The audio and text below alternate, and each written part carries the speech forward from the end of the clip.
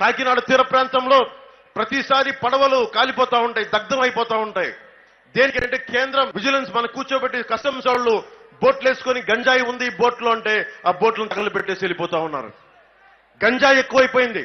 ఏ మూలకెళ్ళినా, Kakinada urban వెళ్ళినా, Kakinada rural వెళ్ళినా బిడ్డలు, చిన్న చిన్న బిడ్డలు, 16-17 బిడ్డలు మా గంజాయి అలవాటు అయిపోయిందని చెప్తా ఉంటే నిజంగా చాలా బాధ కలిగింది.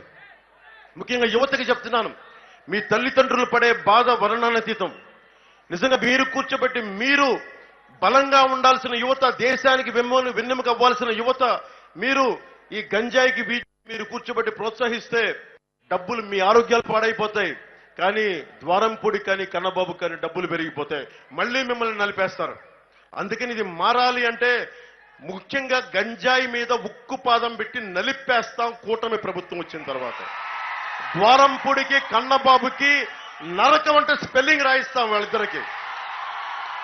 అందుకే నేను పిఠాపురం నుంచే చేస్తున్నా, తూర్పు గోదావరి జిల్లా నుంచే పోటీ చేస్తున్నా. వీళ్ళ తేల్చడానికి, వీళ్ళ సంగతి తేల్చడానికి ఉన్నాను ఇక్కడ.